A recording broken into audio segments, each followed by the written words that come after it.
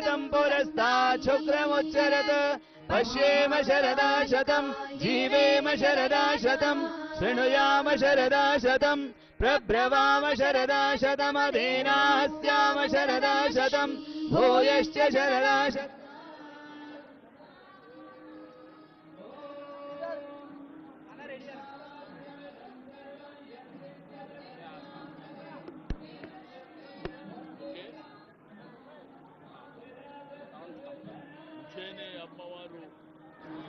మాంకాళి జాతర బోనాల ఉత్సవాలు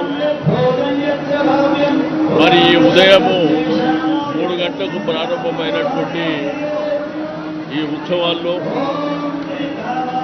మా ఆడపడుచులు, మా అక్క చెల్లెళ్ళు, మా అమ్మలు పొద్దున్నే 3 గంటల నుంచి బోనాలు అమ్మవారికి సమర్పించుకోవాలనేటువంటి ఉద్దేశంతోనే మరి భారీ ఎత్తున రావడం జరిగింది. ఈ జాతర యొక్క ప్రత్యేకత మనందరికీ తెలిసిందే. ఒకానొక సందర్భంలో కలారా వ్యాధి వచ్చి చాలామంది చనిపోతున్నటువంటి సందర్భంలో ఒక రిటైర్ ఆర్మీ కలకత్తాకి వెళ్ళి ఉజ్జయిని అమ్మవారిని దర్శించుకొని ఈ కలారా వ్యాధి తగ్గితే అమ్మవారిని ఇక్కడ ప్రతిష్ఠ చేస్తామనేటువంటి సంకల్పాన్ని తీసుకొని వచ్చిన తర్వాత కలారా వ్యాధి తగ్గడం, అమ్మవారి ప్రతిష్ఠ జరగడం, ఈరోజు ఆశేష జనావాహిని మధ్యన సికింద్రాబాద్ ఉజ్జయిని మాంకాళి దేవస్థానంలో ఇక్కడ స్థానికంగా ఉన్న దక్కన్ మానవ సేవా సమితి, ఆర్య సమాజ్ కానివ్వండి, వాలంటీర్స్ కానివ్వండి, సింగిల్ ట్రస్ట్ కుటుంబ సభ్యులు కానివ్వండి, ప్రభుత్వ అధికారుల సహకారం కానివ్వండి, స్థానిక ప్రజలు, రాజకీయ పార్టీలు మరి అందరి సహకారం తీసుకొని ఈ బ్రహ్మాండమైనటువంటి జాతర లక్షలాది మంది సమక్షంలో జరిగేటువంటి జాతర. మరి మాంకాళి జాతర వచ్చిందంటేనే అమ్మవారిని కొలుచుకునేటువంటి భక్తులు లక్షల సంఖ్యలో ఉన్నారు.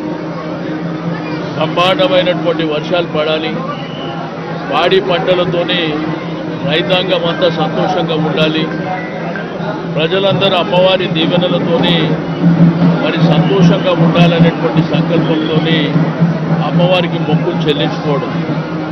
ఈ బోనాలు అయిన తర్వాత మధ్యాహ్నం పలారం పట్ల ఊరేగింపులు, శివసత్తుల కోలాహాలు, సాయంత్రం పలారం పట్ల ఊరేగింపులు, మళ్ళీ రేపు మార్నింగ్ రంగం కార్యక్రమం, భవిష్యవాణి కార్యక్రమం, పోతరాజుల బలిగంప, ఆ తర్వాత అంబారి ఊరేగింపు, మళ్ళా సాయంత్రం యథావిధిగా పలారం పట్ల ఊరేగింపు జరగడం అనేది ఆనవాయితీగా జరుగుతున్నటువంటి. అయితే ఆంధ్రప్రదేశ్ రాష్ట్రం ఉన్నప్పుడు రాష్ట్ర పండుగగా అనౌన్స్ చేయాలని చెప్పి డిమాండ్ అనేక సందర్భాల్లో ఒక 40-50 సంవత్సరాల నుంచి వచ్చినప్పటికీ అది సాధ్యం కాలే. కొత్తగా తెలంగాణ రాష్ట్రం ఏర్పడిన తర్వాత 2014లో కేసీఆర్ గారు ముఖ్యమంత్రి అయిన తర్వాత రాష్ట్ర పండుగగా అనౌన్స్ చేసిన తర్వాత ఈ యొక్క జాతర విశిష్టత, ఈ గౌరవం విశ్వవ్యాప్తమైనటువంటి సందర్భం. ఈరోజు ప్రపంచ దేశాల్లో కూడా తెలుగు వాళ్ళు బోనాల ఉత్సవాలని మరి బ్రహ్మాండంగా జరుపుకుంటున్నారు. దానికి కూడా కారణం మీ మాధ్యమాలే కారణం అని చెప్పి నేను ఈ సందర్భంగా తెలియజేస్తూ ఉన్నాను. మరి అమ్మవారి భక్తుడుగా 40 ఏళ్ళ నుంచి ఈ యొక్క కార్యక్రమాలని నిర్వహించేటువంటి కార్యక్రమము మరి నాకు కలగడం అనేది నిజంగా నా అదృష్టంగా, నా కుటుంబ సభ్యుల అదృష్టం, ఇక్కడ ఉన్నటువంటి మా అభిమానులు కానివ్వండి, ఇక్కడ ఉన్నటువంటి ప్రజల అదృష్టంగా నేను భావిస్తూ ఉన్నాను. ఏకదాటిగా 40 సంవత్సరాల నుంచి ఈ కార్యక్రమాన్ని ఒంటి చేత్తో మరి నిర్వహిస్తున్నటువంటి సందర్భం. ఆ అమ్మవారి ఆశీస్సులు, నేను అమ్మవారి భక్తుని కాబట్టి ఆ భాగ్యం నాకే కలగడం నిజంగా అదృష్టం అని చెప్పి నేను ఈ సందర్భంగా తెలియజేస్తూ ఉన్నాను.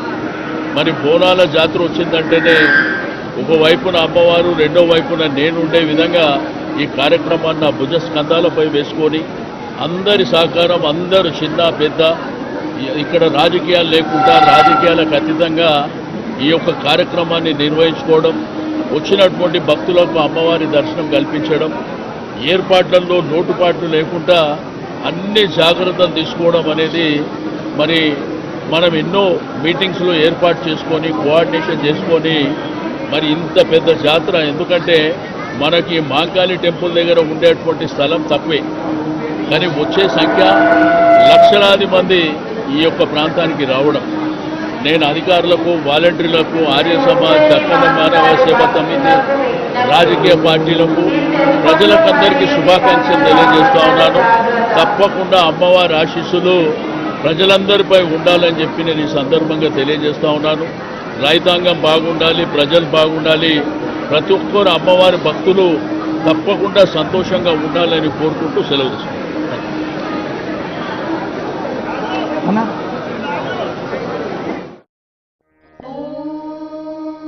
श्री महाकालिका